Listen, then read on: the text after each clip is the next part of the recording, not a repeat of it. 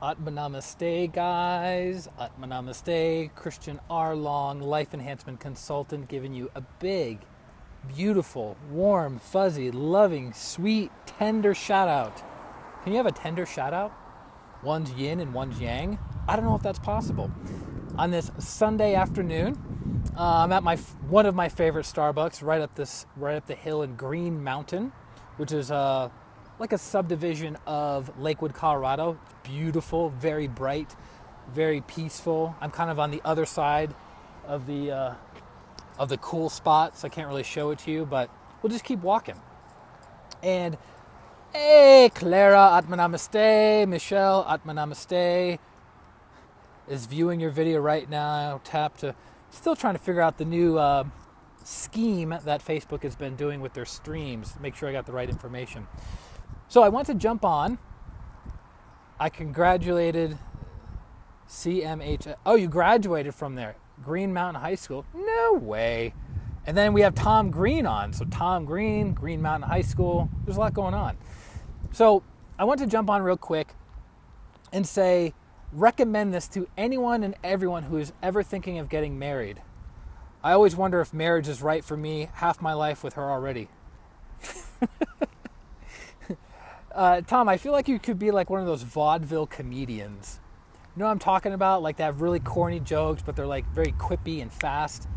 I see you as that kind of guy. So I'm walking around in this parking lot. So I'm not driving, so Laura will be happy that I'm not driving, but I am walking. All right. And I got my dance shoes on because later tonight, going out dancing. Cuban salsa at La Rumba in Denver. If anyone's going to be in the Denver area and would like to be a dance partner, please let me know. I'm always looking for people who want to mix it up and have a good time. And I can't believe that they do dancing until midnight on Sunday in Denver. That goes to show you how committed the community of Denver dancers are. Ada's on, keeping it real. Tom resembles that. Love it. All right, so here's a test that you can do, anyone can do before they get married. And I remember hearing this from a guy who was very, very bad with women, very, very bad with relationships, and then over a period of a decade became very good at what he did. And I don't know where he got this from, but I remember him saying it, and I go, that's a brilliant idea. He says, you know how people, they get married, they set up the guy proposes, the woman says yes, and then they schedule their huge, gigantic, overpriced party. $27,000, I believe, is the average United States wedding. $27,000. Think about that. You could put that as a down payment for a house. You could buy two world plane tickets to travel around the world and visit multiple cities. But why not spend $27,000 in one day for, a huge party, okay? So he says, instead of spending the $27,000, why don't you try this? You and your partner, your spouse-to-be, get yourself a room, a white padded room with nothing in it. No music, no phones, no intercom, no computers, no books, no CDs, no distractions of any kind. It's basically a bed in a closed-off room, nothing in it. And all you have is a little red button. And you have to spend 10 days with one another in complete and utter isolation. Hey, Jennifer, Atmanamaste. Jess, Atmanamaste. Teresa, Atmanamaste. Claire's going to be my dance partner. She just has to make it down to Denver from Fort Collins. Mary, Atmanamaste. Fulguni, Atmanamaste. Good to have everyone on. You guys are beautiful. Terry, Atmanamaste. So spend 10 days in an isolated environment with your bride-to-be or husband-to-be. And if after 10 days you haven't completely and utterly ripped each other's hair out, that's the person you should marry. Because here's the thing.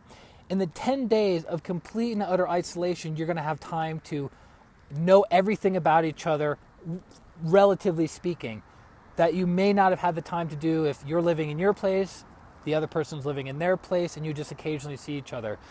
Also, you're going to come up with your weaknesses and negative tendencies. So in pranic healing, We learned this many, many years ago, that the greatest lubricant of all is love. The greatest lubricant of all is love. So what do I mean by that? When you're at a distance with somebody, they're living in their space, you're living in your space, and you're not interacting with one another on a daily basis, there's less friction between you and the other person. Less friction. So it's easy to have that dynamic. But then when you're in close proximity to one another, meaning you can't run, you can't hide, you have to face your fears, your weaknesses, your doubts, your insecurities, as well as the potentiality of the other person's fears, doubts, worries, insecurities, judgments, and criticisms upon you, you need to have love,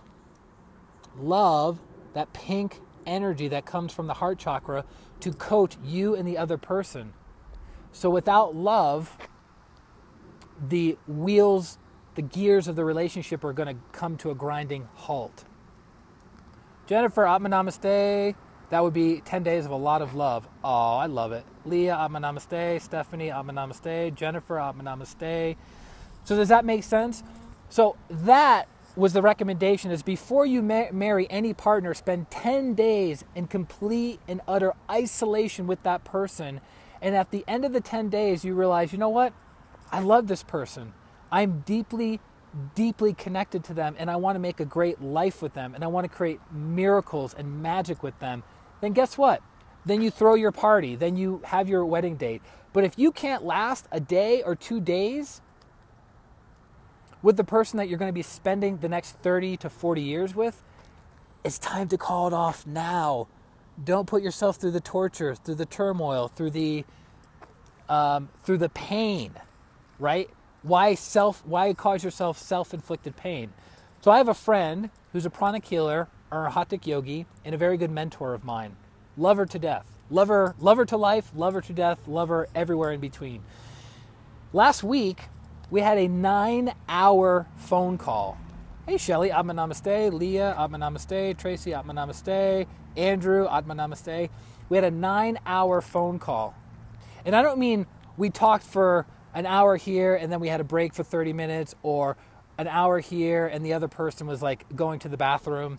I mean, literally 9 hours of straight conversation, and none of it was boring. None of it was exhausting, because we covered so many different things. You know, on these live streams, we talk about 3 things. We talk about energy healing, meditation, and practical spirituality. I could talk about these topics forever, because they're so vast, they're so broad, they're so in-depth. But then some of you might be saying, well, Christian, you seem to talk about the same topics most of the time. Yes and no. If my objective is to spread pranic healing or Hatha yoga and the other teachings of my teacher, Grandmaster Choa Kok Sui, what is going to be better? Having a repetitive message with a little spin on it, or constantly coming up with new information, and never giving anyone, the viewer, you guys, the opportunity to practice it? Repetition is the mother of all learning, so that's why I start my live streams the same way. I end my streams the same way. I typically talk around the same topic in the same way, because I want you guys to remember. My job as a teacher is to do these 2 things: teach you the technique and remind you of the technique. Your job is to practice the technique and to master the technique. I can't do that for you. So Master Choa calls it know, remember, practice, and master. The job of the teacher, teaching you, reminding you. Your job as a student, master, practice and master. Okay? So that's my little nugget. Hey Ted, Atma Namaste. That's my little nugget for you guys for tonight, of if you have a loved one that you're debating on, should I commit to this person for the rest of my life? I'm not saying you have to find yourself in an isolated, padded room with nothing in it for 10 days in order to determine if this is going to be a life partner. It's more so planting the seed and having the level of recognition of like, do I really love this person? Am I making the right choice? Am I willing to be in alignment with my higher self and also encourage them to be in alignment with their higher self? Is there harmony? Is there disharmony? Are there non-negotiables? Are there blind spots and weaknesses that I'm unaware of about this person? Are they unaware of my dark sides, my blind spots, my weaknesses? Hey Kevin, Atma Namaste. Does that make sense? I hope it's clear to you guys. So I just want to jump on real quick, do a live stream. I'm at one of my favorite Starbucks. I'm going to go in and do a little bit of work. I feel like I'm always working. Wait a minute, it's not work. It's a labor of love. It's my purpose. It's why I'm on this planet. So think about it, process it. Love you guys very, very much. I hope you had an amazing weekend. I hope you got to spend time with people that you love and that you care about. I hope you got time to do service, help somebody out in need. Maybe you went to church, maybe you gave money to your church, maybe you helped out with a feeding program, maybe you helped out in a soup kitchen, maybe you did something to alleviate the pain, the sorrow, and the suffering of other people in your life. Because look, we're all brothers and sisters on the path. We're all divine children of God. It doesn't matter what your skin color is. It doesn't matter what your religion is. It doesn't matter what your race is. It doesn't matter what your sex is. It doesn't matter what your political views are. All of that stuff is completely irrelevant compared to the soul. You came here to evolve. You came here to grow. You came here to have experiences with other people and not live as a hermit. And if you're watching this live stream right now, you're probably not a hermit because it's called social media, yo. So, love you guys very much. If I can assist you in your process of healing, if I can assist you in having healthier, happier, holier relationships in your life with your intimate partner, by all means, go to christianrlong.com/services and I will 100% assist you in that process. Fair enough? Ada, dropping the wow. Laura giving the amen. Dakshina giving the Atma Namaste. By the way, real quick, before I get off for you guys today, somebody was asking me in one of my YouTube videos if I could do a video about Atma Namaste. And I will at some point, but while I have you on here, Atma, A-T-M-A, Atma means soul. Means the higher soul. Atma. And Namaste is a greeting. So when you say Atma Namaste, it means my higher soul, my divinity, is saluting, recognizing, or greeting your higher soul or your divinity, which goes back to doesn't matter what your race is, doesn't matter what your color is, doesn't matter what your sex is, doesn't matter what your political views are, because when all of those things go away, you know what's left over? The soul. That's what's permanent. So when you recognize the permanency of another soul, the connection is so much stronger, it's so much more richer, it's so much more fulfilling, right? But we have to remove all the veils and all the negative programming and the limiting beliefs and the negative thoughts and negative emotions and negative energies, which is a never-ending process of remembering who and what we are, which is we are the soul. So Atma Namaste was popularized by my teacher, Grandmaster Choa Kok Sui. In India, when they say namaste, it simply means, how are you? It's like a greeting. It's like, hey, good morning, good evening, good afternoon, right? So Master Choa took it to the higher level, because that's what he's an expert in, taking very, very high level truths and making it into a practical, everyday experience for the ordinary person. So when you say Atma Namaste, you want to look at somebody's eyes and connect through them into the higher soul. Does that make sense? Hey Katie, Atma Namaste. Prashant, Atma Namaste. Tanner, Atma Namaste. Jeremy, Atma Namaste. Angie, Atma Namaste. I'm so glad that you guys are on. Thank you for allowing me to add value to your lives. Thank you for allowing me to add healing energy to your lives. Thank you for allowing me to spread the work of my teacher, Grandmaster Choa Kok Sui. I'm super, super grateful. And my wish for each and every one of you is to have your lives transformed in ways even more than my life has been transformed with the teachings of pranic healing or Hatha Yoga and the higher teachings of Master Choa. I've been doing this work for 13 years, and I feel like I'm just beginning. I feel like I'm still an infant in the world of spreading this work, of this divine, holy work.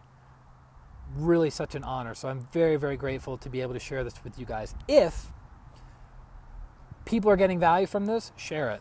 Super easy. So that's Atma Namaste. So whenever you hear me say, Atma Namaste, guys, Christian R. Long, it's the soul, the higher soul of this physical being, saluting the higher soul of all those who log in. So I love you guys very